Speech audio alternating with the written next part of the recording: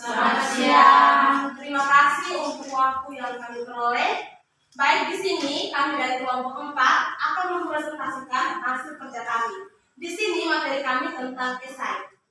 Materi pembelajaran biologi, materi tentang virus dari kelas 10, jumlah soal ada 10 soal semester ganjil.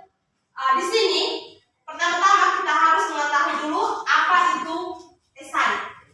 Jadi, tes esai adalah tes yang disusun dalam bentuk pertanyaan terstruktur dan siswa menyusun mengorganisasikan sendiri jawaban tiap pertanyaan itu dengan bahasa sendiri. Tes esai ini sangat bermanfaat untuk mengembangkan kemampuan dalam menjelaskan atau mengungkapkan suatu pendapat dalam bahasa sendiri. Jadi, teman-teman, tes esai ini dalam kita mengerjakan soal ini itu kita akan mengungkapkan pendapat tersendiri, tidak berpatokan pada buku, tetapi sesuai dengan pola pikir yang ada di materi yang ada dalam pikiran kita sendiri. Jadi yang kedua, kita akan lihat tentang ciri-ciri tes esai. Ciri-ciri yang pertama yaitu pertanyaan pada soal esai didahului dengan kata uraikan, jelaskan, mengapa, bagaimana, bandingkan, dan simpulkan. Ciri yang kedua, memiliki bentuk yang relatif pendek dan bisa dibaca dalam waktu singkat. Yang ketiga, berisi pendapat, sudut pandang, argumen, sikap, dan pikiran dari penulis sendiri yang menilai suatu kondisi atau fenomena. Yang keempat, cenderung bersifat subjektif. Yang berikut kita lihat tentang kelebihan dan kekurangan daripada esai. Kelebihan esai yang pertama, peserta didik harus mampu dapat mengorganisasikan jawaban dengan pendapatnya sendiri. Artinya dia harus memberikan pendapatnya atau opini. Yang kedua itu, murid tidak dapat menerka-nerka jawaban soal. Jawabannya itu harus berdasarkan kata kunci yang sudah dipelajari. Yang ketiga itu, tes ini sangat cocok untuk mengukur dan mengevaluasi hasil suatu proses belajar yang kompleks, yang sukar diukur dengan mempergunakan tes objektif. Yang berikut, derajat kecepatan dan kebenaran murid dapat dilihat dari kalimat-kalimatnya. Apakah dia menggunakan kalimat yang masuk akal atau tidak masuk akal. Yang berikut itu jawabannya diungkapkan dalam kata-kata dan kalimat sendiri, sehingga tes ini dapat digunakan untuk melatih penyusunan kalimat dengan bahasa yang baik, benar, dan cepat. Yang berikut, tes ini digunakan dapat melatih peserta didik untuk memilih fakta yang relevan dengan persoalan dan sukar dinilai secara tepat pengorganisasinya sehingga dapat mengungkapkan satu hasil pemikiran yang terintegrasi secara utuh. Yang berikut itu kekurangan dari tes esai.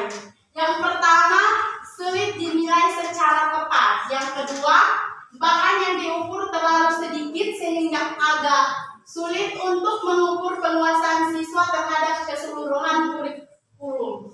Yang ketiga, sulit mendapatkan soal-soal yang memiliki standar nasional maupun internasional karena soal esai ini disusun oleh guru mata pelajaran. Yang berikut itu membutuhkan waktu untuk pemeriksaan hasilnya.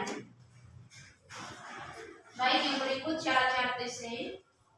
Ada 3 syarat yang harus dipenuhi soal esai yang baik, yaitu yang pertama aspek material sosial, aspek materi soal, yang kedua aspek konstruksi soal esai, yang ketiga aspek bahasa soal. Baik, mari kita bahas satu persatu. Yang pertama, materi soal esai. Materi soal yang diujikan harus jelas dan tepat dipelajari oleh siswa. Dengan demikian, maka pertanyaan yang diberikan dan juga jawaban yang diminta akan jelas bagi siswa. Yang kedua, konstruksi soal esai. Konstruksi soal esai dibuat dalam bentuk kalimat perintah atau kalimat tanya yang menuntut jawaban atau tanggapan terurai berupa beberapa kalimat atau paragraf dengan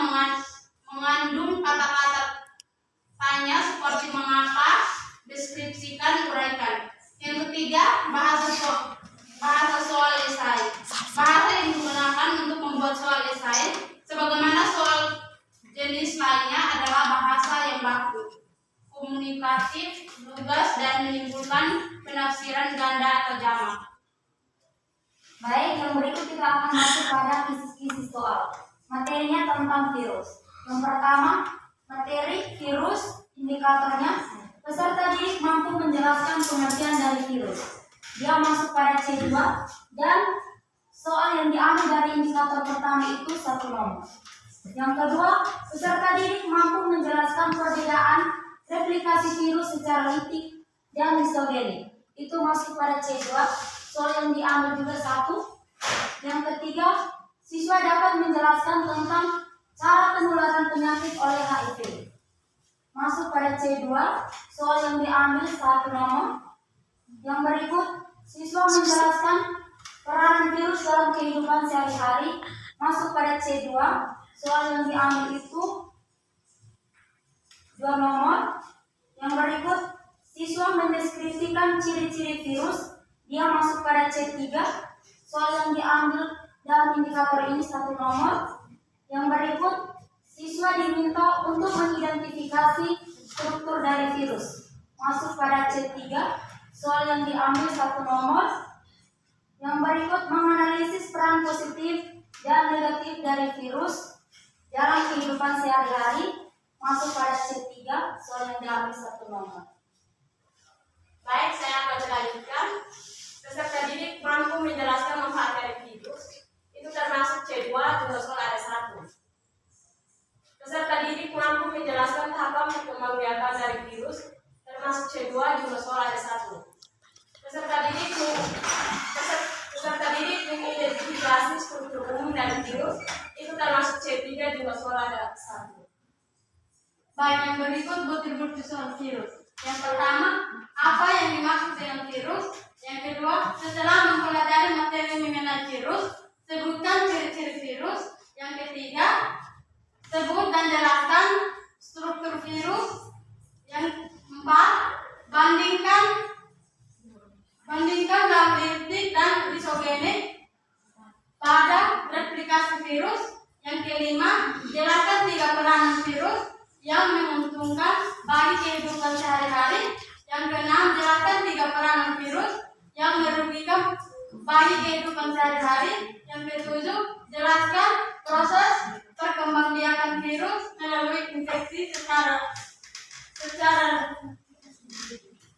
litik. Yang kedelapan, jelaskan proses perkembangbiakan virus melalui infeksi secara lisogenik. Yang kesembilan, tuliskan penyakit-penyakit pada manusia yang disebabkan oleh virus. Yang ke-10, urutkan tahap-tahap litik yang benar.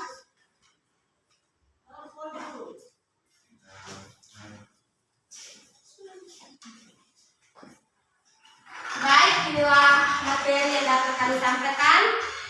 Sekian dan terima kasih.